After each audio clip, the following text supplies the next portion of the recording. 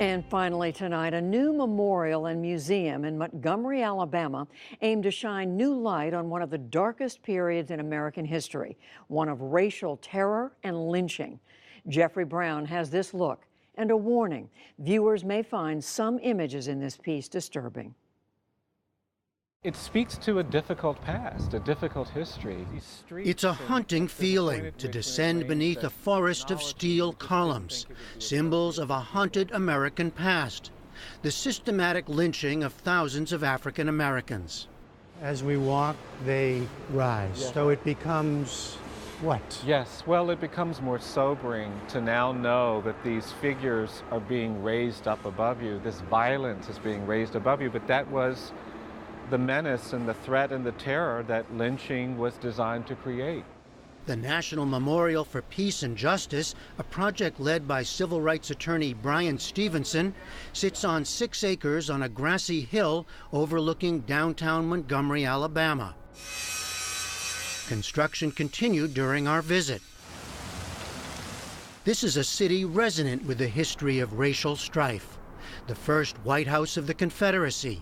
Statues and memorials to Confederate leaders. The church where Martin Luther King Jr. preached. The bus stop where Rosa Parks became a symbol of resistance.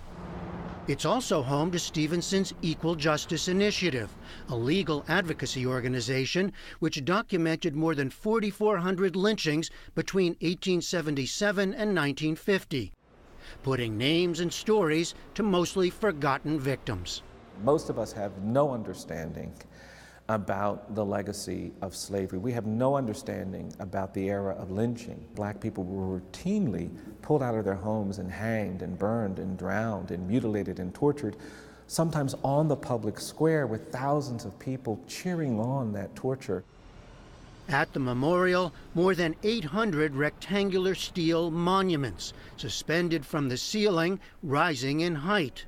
Rusted and stained, some as if bleeding. Each represents a county where lynchings occurred, with victims' names and dates of death. Some with just a few, others with dozens, and many more unknown.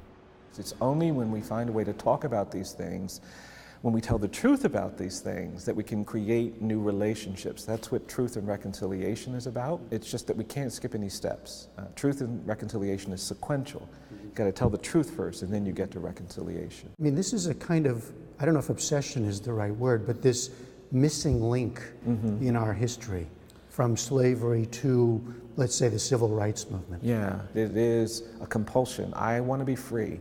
I want all of us to be free. And I don't think any of us are free, black or white. We are constrained by the smog created by this history. And to deal with that, we're going to have to clean the air. We're going to have to talk about some things we haven't talked about before. One of the names here, Elmore Bowling, killed in 1947 in Lowndes County, Alabama, less than 30 miles from Montgomery. He was killed simply because he was too prosperous to be a Negro farmer. Josephine Bowling McCall was just 5 when it happened. One white man was arrested at the time but never prosecuted. Her father had started a business employing other African Americans, and Josephine believes he was murdered for violating the racist social contract of the time. It was maintaining status quo, and that is the black man was never supposed to achieve the level and level of success that white men had. We were never to aspire. It even kills your aspirations when you think about when someone is murdered like that. She remembers not just the terror from her father's killing, their family fled to Montgomery shortly after his death, but the pain that came from justice denied. There is an emptiness that one doesn't get over easily, especially when you're wondering why. Why was he so brutally killed? And then once you find out that it's really for naught, then it really, really hurts. Along with the memorial, Stevenson's organization created the Legacy Museum downtown that traces African American history through 4 eras.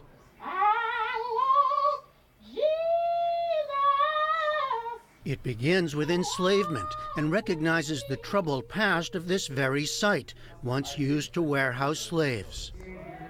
In the period of lynching and racial terror during Reconstruction, postcards in which white spectators pose by hanging bodies, and large jars containing the actual soil from the ground where lynchings occurred. In the 20th century into the civil rights era, a collection of laws across the country, some banning activities as trivial as playing cards with a black person. Finally, our own time, a period of mass incarceration.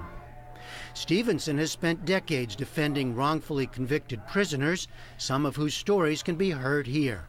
I think slavery didn't end, it evolved. And for the last 160 years, 170 years, we've been dealing with the legacy of slavery. And you can see that manifest in lynching and in segregation and presumptions of dangerousness and guilt that challenges us today.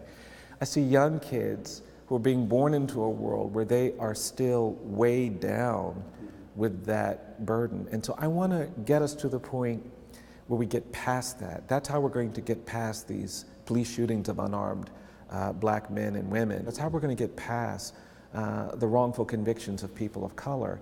We're not going to get there if we don't deal with this legacy. You are, of course, forcing people in some way to look at ugly things. Yes. Right? I mean, you can't live in a community where most people in the community came out and cheered while someone was burned alive, where someone was tortured, where someone was hanged, and expect to be a healthy community by never talking about it. It just doesn't work that way. That stuff festers. It's too traumatizing, it's too painful, it's too terrifying to just evaporate. It's in the air. And communities of color still feel that pain, that menace, that anguish, and they're being told they can't talk about it either. Stevenson modeled his new project on those in other countries such as Germany and South Africa, which have publicly faced their pasts. Where are we in remembering? We are nowhere. I mean, we're the opposite. We're actually trying to romanticize these periods that are actually periods of great trauma and shame. And that's why I think these projects are so important. We should create a new kind of iconography that we can all be proud of. I don't want segregated iconography, segregated memorials. I want an honest accounting of our history, a reckoning with our history, and then I want to see how we want to deal with that. To that end, Stevenson is creating replicas of each of these markers and inviting counties to take theirs home for public display in memory of the victims. For the PBS NewsHour, I'm Jeffrey Brown in Montgomery, Alabama.